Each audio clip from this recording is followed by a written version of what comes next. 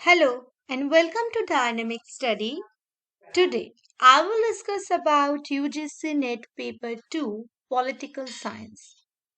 और आज मैं पॉलिटिकल साइंस के एक बहुत इम्पोर्टेंट टॉपिक जो है पॉलिटिकल पार्टीज।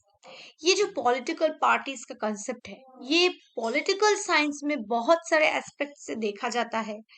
एक तरफ इसका जो इंस्टीट्यूशनल मैकेनिज्म की तरफ से हम देख सकते हैं, इसको कंपैरेटिवली जब स्टडी करेंगे उसके हिसाब से देख सकते हैं, इसका जो गवर्नेंस में क्या इम्पैक्ट है इस पर देख सकते हैं। बहुत सारे एस्पेक्ट्स हैं।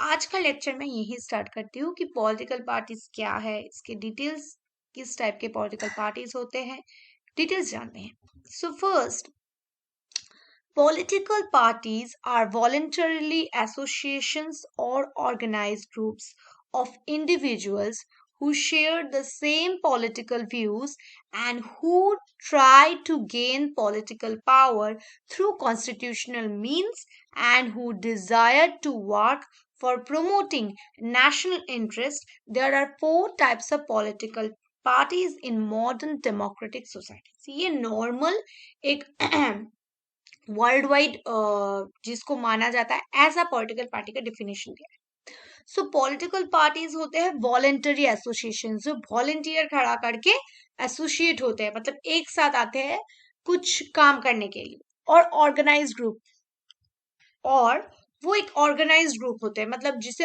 ऑर्गेनाइज किया जाता है, ऑफ इंडिविजुअल्स, बहुत सारे लोग होते हैं, who share the same political views. जो इस ग्रुप में जो जो लोग होते हैं वो एक ही पॉलिटिकल व्यू को मानते हैं, and who try to gain political power through constitutional means. And वो लोग क्या करते हैं, वो अपने पॉलिटिकल पावर को हु ट्राई टू गेन करना चाहते हैं। क्या? Political power. उनका मेन मकसद है उस ग्रुप को बनाने का, उस ग्रुप में एसोसिएट होने का, उस ग्रुप में आने का। उनका एक ही मोटो है, वो है किसी भी तरीके से कॉन्स्टिट्यूशनल मीन से नहीं, मतलब अनकॉन्स्टिट्यूशनल नहीं, कॉन्स्टिट्यूशन को मान के ही कैसे वो पॉलिटिकल पावर में आएंगे। And who desire to work for promoting the national interest. उनका मेन काम है कि वो अपने देश का जो इंटरेस्ट है उसको उभार कर लाना, उसको प्रमोट करना, उसके लिए आंदोलन करना या उसको सपोर्ट करना। ओके, फोर टाइप्स यहाँ पर पॉलिटिकल पार्टीज के बारे में बताया गया है जो मॉडर्न डेमोक्रेटिक कंट्रीज में देखा जाता है। पॉलिटिकल पार्टीज क्या हुआ? पॉलिटिकल पार्टीज एक वॉलेंटरी एसोसिएशन है, एक ऑर्गेनाइज ग्रुप है जहां पर लोग आते हैं और इकट्ठा होते हैं, लेकिन उन लोगों में एक कॉमन पॉलिटिकल आइडेंटिटी है, कॉमन पॉलिटिकल व्यूज है, इसीलिए वो आते हैं। और उनका मेन मकसद यही है कि वो पॉलिटिकल पावर को कैप्चर कर सके, वो भी कॉन्स्टिट्यूशनल तरीके से। और उनका मेन काम है कि नेशनल इंटरेस्ट को और ज्यादा प्रमोट करना। इसके टाइप से modern Indian democracy, modern Indian नहीं, मॉडर्न डेमोक्रेटिक स्टेट में चार तरीके के होते हैं। एक तो होता है reactionary parties, okay, which cling to old socio-economic and political institution.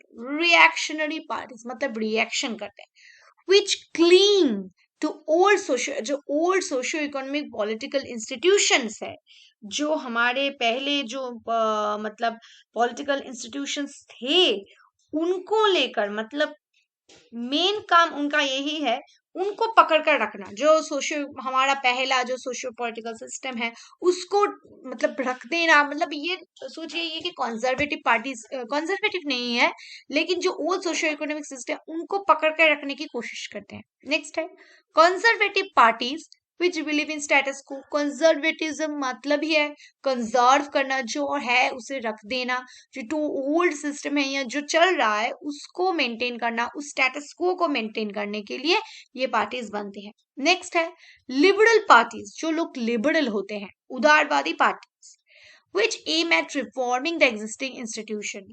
जो लोग क्या चाहते हैं कि जो नए इंस्टीट्यूशंस हैं, एग्जिस्टिंग इंस्टीट्यूशंस हैं, उनको रिफॉर्म करना, उनको नए तरीके से देखना, उनको और उनका प्रॉब्लम सॉल्व करना, रिफॉर्म करने के लिए काम करते हैं। नेक्स्ट है, आखिरी है हमारा जो है रेडिकल पार्टीज, जो आंदोलनकारी या आंदोलन में बिलीव करते हैं, which aim at establishing a new order by overthrowing the existing institution. ये क्या करना चाहते हैं, जो ऑर्डर चल रहा है, जो रूल्स रेगुलेशन हमारे समाज में चल रहे हैं, उनको क्या करना, उनको हटा देना और नए इंस्टीट्यूशन बनाना, न्यू ऑर्डर एस्टेब्लिश करना समाज में। जो पुराने एग्जिस्टिंग इंस्टीट्यूशंस थे उनको हटाना और नए इंस्टीट्यूशंस को एस्टेब्लिश करने के लिए काम करते हैं। सो चार थे, reactionary, conservative, liberal and radical. Okay, next देखते हैं।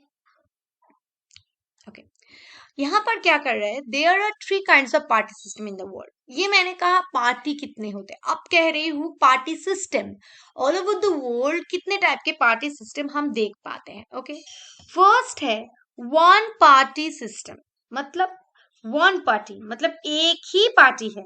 ओके, सो वन पार्टी, एक ही पार्टी है। One party system in which only one the ruling party exist and no opposition is permitted. For example, in the former communist countries like USSR और other East European countries, one party, जहां पर सिर्फ एक ही party रहेगा, वही rule करेगा, वही शासन करेगा टोटल देश को। कोई भी ऑपोजिशन पार्टी या कोई ऑपोजिशन करे ऐसे लोगों को परमिशन ही नहीं दिया जाता है। जैसे कि यूएसएसआर के कम्युनिस्ट कंट्रीज, ईस्ट यूरोपियन के कंट्रीज, ये सारे कंट्रीज वन पार्टी सिस्टम में आते हैं। सो वन पार्टी सिस्टम मतलब एक ही दल होगा देश में जो रूल करेगा, उनके विरुद्ध कोई पार्टीज नहीं होंगे। ये सारे पार्टीज है one party dominance. Okay, one party dominance नहीं, वन पार्टी सिस्टम। सो जैसे कि यूएसएसआर में, मतलब रशिया में पहले थी, अभी चाइना में है। सो इन सारे कंट्रीज में, मतलब कम्युनिस्ट कंट्रीज का मेन ही मकसद ये है कि एक ही पार्टी हो। Next, two party system in which two major parties exist, as for example US and Britain. यहाँ पर क्या होता है, मेन टू पार्टीज होते हैं, मेजर टू पार्टीज एग्जिस्ट करते हैं। ओके, जैसे कि यूएसए में है और ब्रिटेन में, वहां पर यूएसए में Democrats and Republic, and Britain में लेबर एंड आई थिंक जो मेन ब्रिटेन के, तो ये दोनों पार्टीज वहां पर मेनली एग्जिस्ट करते हैं। इन दोनों में ही रोटेशन होते हैं, कभी ये पावर में आता है, कभी वो पावर में आता है। टू पार्टी सिस्टम वहां पर एग्जिस्ट है। Next, multi-party system in which there are a number of political parties leading to the formation of coalition government, for example in France, Switzerland, Italy and obviously in India. So multi-party system जहां पर बहुत सारे political parties आते हैं। ये क्या करते हैं, फॉर्मेशन ऑफ कोalition गवर्नमेंट। ये बहुत सारे पार्टीज अगर हो तो लोगों को क्या होगा, इसमें कुछ वोट आएगा, उसमें कुछ अलग, ए गवर्नमेंट, सोचिए कि ए पार्टी को कुछ किसी ने वोट दिया, बी को दिया, सी को दिया। अगर किसी ने मेजोरिटी नहीं हासिल कर पाई तो यहाँ पर ज्यादातर कोalition गवर्नमेंट देखी जाती है, जैसे कि France, Switzerland, Italy and obviously in India. मतलब बहुत सारे पार्टीज हैं, उनको मतलब उनको परमिशन है कि वो अपने पार्टी को प्रमोट कर सके, लड़ सके इलेक्शंस में। सो बहुत सारे पार्टीज होंगे। सो फर्स्ट में एक ही पार्टी अलाउ है, दूसरे में दो पार्टी में, दो ही पार्टी मेनली मेजर पार्टीज है, और मल्टी पार्टी में बहुत सारे पार्टीज हैं जो रोटेशन होते हैं। नेक्स्ट, सो अब इंडियन पर्सपेक्टिव में देखते हैं। The Indian party system has the following characteristics feature. Indian, Bharat का जो पार्टी सिस्टम है उसका कुछ अलग कैरेक्टरिस्टिक्स है, इसके बारे में हमें जानना होगा। सो देखते हैं। मल्टी पार्टी सिस्टम, मैंने कहा कि इंडिया में मल्टी पार्टी सिस्टम है। okay. The continental size of the country, the diversified character of Indian society, the adoption of universal adult franchisee, the peculiar type of political process, and other factors have given rise to a large number of political parties. So ये जो continental size of the country, हमारा देश इतना बड़ा है, इसका कहीं पहाड़ है तो कहीं समुंदर है, तो कॉन्टिनेंट बहुत बड़ा है और डाइवर्सिफाइड है। इंडियन सोसाइटी में भी बहुत डाइवर्सिफाइड है। कहीं गुजरात में गुजराती कल्चर है, राजस्थान में अपोजिट कल्चर है, तमिल में अलग कल्चर है। सो कल्चर में भी, सोसाइटी में भी अलग है। और यहाँ पर 18 साल के ऊपर जो लोग हैं उनको फ्रेंचाइजी वोट देने का राइट्स दिया जाता है। और इंडियन पॉलिटिकल प्रोसेस एक बहुत डिटेल है, और यहाँ पर इसलिए बहुत ज्यादा पार्टीज के उद्भव होते हैं और लार्ज नंबर के पार्टीज एग्जिस्ट करते हैं एक दूसरे के साथ। In fact, India has the largest number of political parties in the world. India सबसे बड़ा गणतंत्र है, ये हम सब जानते हैं, लेकिन India is the largest political parties, India में सबसे ज्यादा पॉलिटिकल पार्टीज भी है. Okay. On the eve of 17th Lok Sabha general election, जब 17th Lok Sabha general election हुआ 2019 में, तब 7 national parties थी, 52 state parties and 2354 registered and unregistered parties in the country. मतलब सोचिए अप्रोक्स 3000 के आसपास या 2500 के आसपास पार्टीज हैं हमारे देश में, political parties. Further India has all categories of parties, यहाँ पर बहुत टाइप के पार्टीज हैं. ओके, जैसे कि लेफ्ट पार्टीज जो लेफ्टिस्ट आइडियोलॉजी में मानते हैं, कुछ है सेंट्रिस्ट पार्टीज जो सेंट्रिस्ट आइडियोलॉजी मानते हैं, राइट पार्टीज है जो राइटिस्ट आइडियोलॉजी में मानते हैं, जैसे कि कम्युनल पार्टीज है जो कोई दल को प्रमोट करता है, मतलब सॉरी धर्म को प्रमोट करता है, नॉन कम्युनल पार्टीज है जो कोई धर्म निरपेक्षता में मानते हैं, सेकुलरिज्म में मानते हैं, ऐसे टाइप के. Consequently the hung parliaments, the hung assembly and coalition government have become popular common phenomenon. So यहाँ पर क्या होता है कि पार्लियामेंट में काम ना होना, हंग हो जाना, उसमें पार्लियामेंट का काम में रुकावट आ जाना, क्योंकि कोई पार्टी अगर अपोज करे तो ऐसा हो सकता है. हंग असेंबलीज हो सकती है, कोalition गवर्नमेंट बहुत ज्यादा फॉर्म होती है, सरकार गिर जाना. सो इन सारी कंट्रीज में, थर्ड वर्ल्ड कंट्रीज में ये ज्यादा देखी जाती है और इंडिया में भी देखी जाती है. ओके. नेक्स्ट है वन डोमिनेट पार्टी. मैंने अब तक कहा मल्टी पार्टी सिस्टम, लेकिन इंडिया में भी वन पार्टी डोमिनेट सिस्टम कभी कभी देखा गया. Okay. In spite of the multi party system, Bharat में बहुत सारी पार्टी है. The political sense in India was dominated long period by the Congress. 1947 से 67 तक, 20 साल, 2 decades तक कांग्रेस पार्टी का प्रायोरिटी था, और कांग्रेस पार्टी सिर्फ ना कि केवल केंद्र में शासित कर रहे थे, all over the India, Indian continent में जितने स्टेट्स हैं, राज्य हैं, वहां पर भी कांग्रेस का पावर था. धीरे धीरे 67 के बाद वो लूज होने लगा. सो कांग्रेस का एक वन डोमिनेंस पार्टी सिस्टम का जो कॉन्सेप्ट है वो कह सकते हैं. सो ये कॉन्सेप्ट किसने दिया था? Hence, Rajni Kothari, an eminent political analyst, preferred to call the Indian party system as one-party dominance. उन्होंने ये जो पार्टी के ऊपर जो एक रिसर्च किया था, उन्होंने कहा था जो इंडियन पार्टी सिस्टम, ये वन पार्टी डोमिनेंस है, ये कांग्रेस सिस्टम है. मतलब कांग्रेस इतने सालों तक देश को शासन कर रही थी, इसलिए उन पीरियड को, मतलब 47 से 67 को उन्होंने वन पार्टी डोमिनेंस सिस्टम और कांग्रेस सिस्टम के नाम से बुलाया है. Okay, the dominant position enjoyed by the Congress has been declined since 1967. So मैंने कहा 1947 से 67 तक कांग्रेस थी, उसके बाद धीरे धीरे 1967 से बहुत सारे रीजनल पार्टीज की उद्भव हुई. नेशनल पार्टीज जैसे कि जनता party 1977, Janata Dal 1989 and BJP 1991. धीरे धीरे ये जो पार्टी सिस्टम उभर कर आने लगी और एक competitive multi party system India में देखा गया.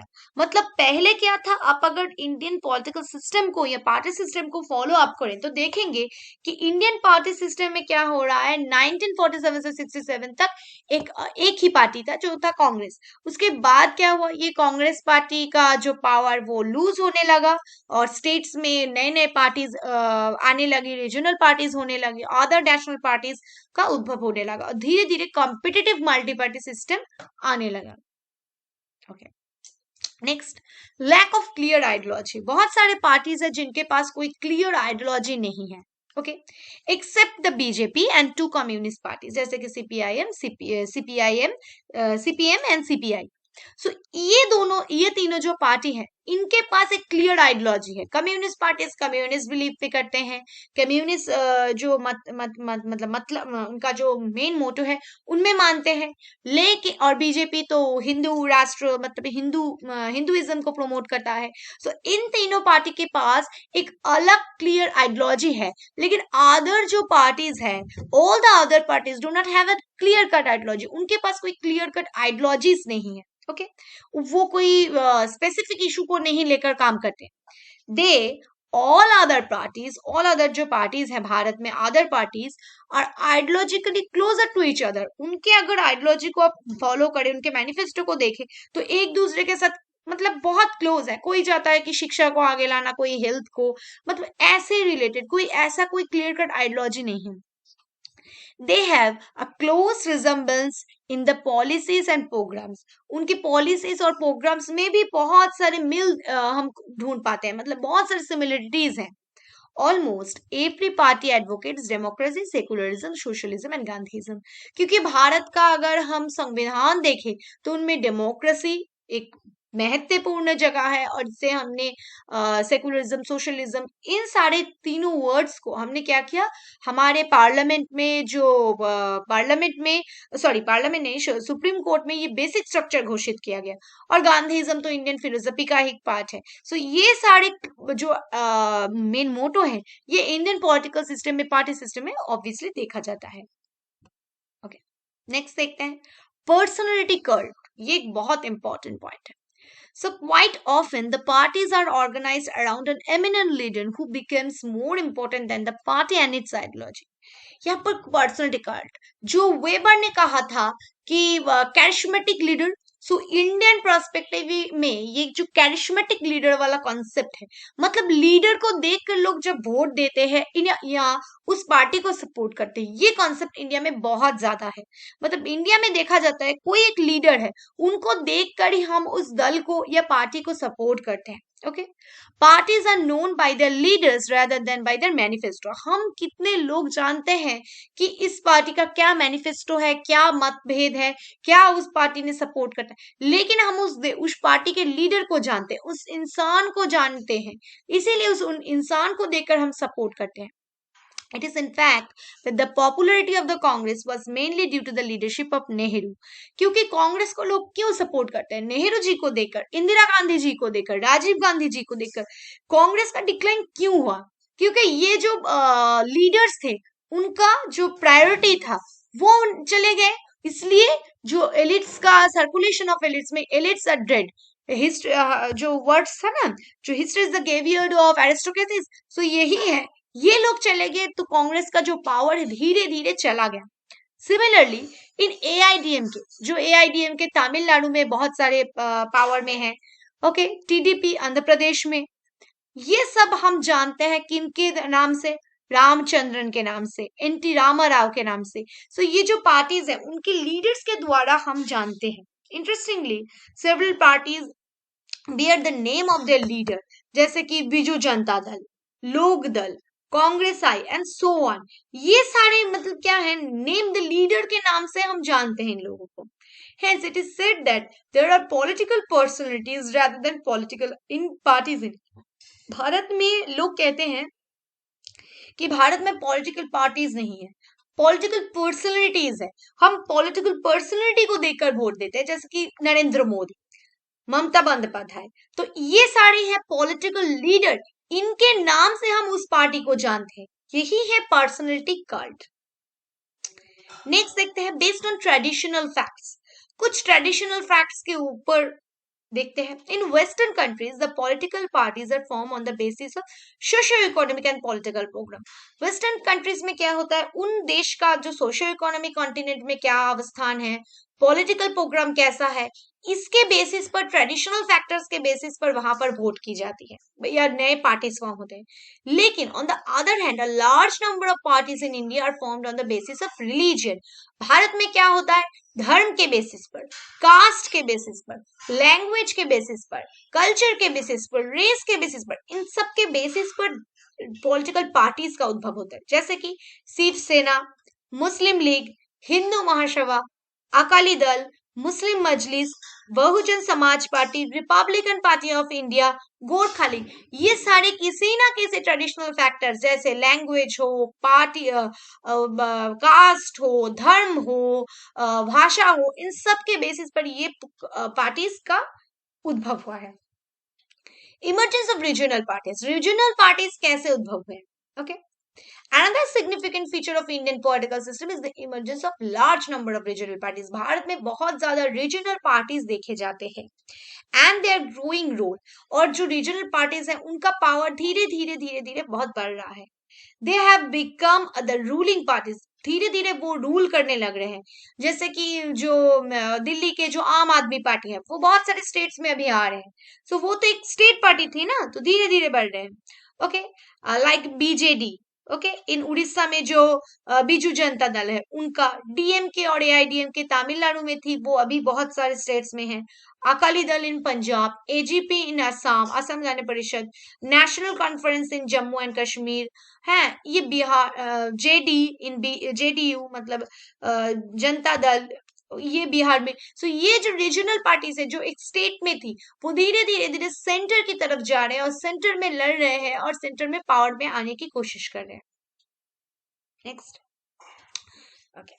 The Election Commission registered political parties for the purpose of election and grants them recognition as national or state parties on the basis of their poll performance. सो भारत में election को conduct करने के लिए एक centrally election commission है और state के लिए स्टेट इलेक्शन कमीशन है। सो ये जो इलेक्शन कमीशन है ये पॉलिटिकल पार्टीज को उनके पर्पस के हिसाब से इलेक्शंस में जाने के लिए प्रोवाइड करते हैं, ग्रांट देते हैं उनको नेशनली और स्टेट पार्टीज के उनके पोल परफॉर्मेंस के बेसिस पर। The other parties simply declared, जो अदर पार्टीज है उनको डिक्लेयर करते हैं रजिस्टर्ड और अनरजिस्टर्ड पार्टीज। ओके, नेक्स्ट, अब कुछ नए चीज जानेंगे जो एक नेशनल पार्टी के लिए, एक देश में, हमारे देश में जैसे देश में एक नेशनल पार्टी होने के लिए उसके क्या क्या कंडीशन होने चाहिए। First, at present 2019 a party is recognized as a national party if any of the following condition fulfil. कुछ कंडीशंस के बारे में बताया गया, ये अगर फॉलो किया गया या फुलफिल हुआ तो इस पार्टी को हम नेशनल पार्टी के घोषित करेंगे। First, if it secured 6% of valid votes polled in any 4 or more states at general election to the Lok Sabha. Okay. जो लोकसभा इलेक्शन हो रहे हैं तब उसको 4 या 4 से ज्यादा, जब लोकसभा का इलेक्शन हो रहा है वहां पर 6% वैलिड वोट उसे कलेक्ट करना होगा। और टू द लेजिस्लेटिव असेंबली, जब राज्य विधानसभा का वोट होगा, in addition it wins 4 state in Lok Sabha from any state और स्टेट्स। ओके, लेजिस्लेटिव सो और टू लेजिस्लेटिव असेंबलीज, लोकसभा में या लेजिस्लेटिव असेंबली में उसे 4 राज्यों में 6% वोट कलेक्ट करनी होगी जब जनरल इलेक्शन होगा। इसके एडिशन में क्या कह रहे हैं, 4 सीट्स, 4 सीट्स उनको लोकसभा में एक स्टेट से हो या बहुत सारे स्टेट से हो उसे कलेक्ट करना होगा।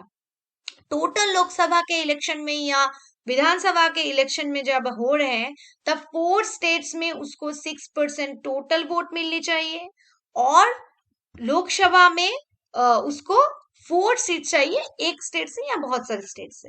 Okay, next, if it wins 2% of the seats in Lok Sabha at general election and these candidates are elected from 3 states, 2% Lok Sabha के इलेक्शन में उसे वोट मिलना होगा एंड उसे क्या करना होगा, three this condition selected from 3 states, 3 states से, मतलब एक स्टेट से ही 2% वोट मिल गया ऐसा नहीं चलेगा, 3 स्टेट्स से मिलाकर उसको क्या होना चाहिए, उसको 3% मतलब 2% वोट होना चाहिए, सीट मिलना चाहिए, सीट नॉट वोट। नेक्स्ट है, if it is recognize as state party in 4 state, 4 राज्यों में इसे स्टेट पार्टी का दर्जा होना चाहिए। नेक्स्ट देखते हैं।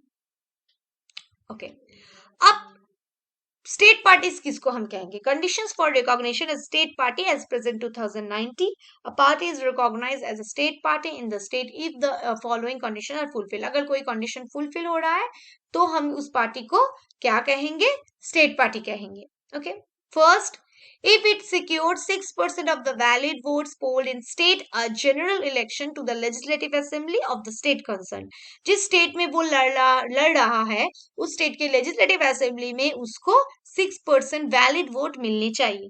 एंड एडिशन इसके साथ it wins 2 seats in the assembly, 2 seat उस राज्य से उसे मिलना चाहिए, टोटल 6% वोट उस राज्य में एंड 2 सीट उस असेंबली में। Next, if it secured 6% of the valid votes polled in state general election in the Lok Sabha, Lok Sabha के इलेक्शन में उस राज्य से उसे 6% वैलिड वोट मिलना चाहिए एंड उसके साथ एडिशन में it wins 1 seat in the Lok Sabha, एक लोकसभा में एक सीट जिस स्टेट से वो कंसर्न कर रहा है, उस स्टेट से, मतलब जिस स्टेट से वो लड़ रहा है, कंसर्न में जिस स्टेट से वो लड़ रहा है।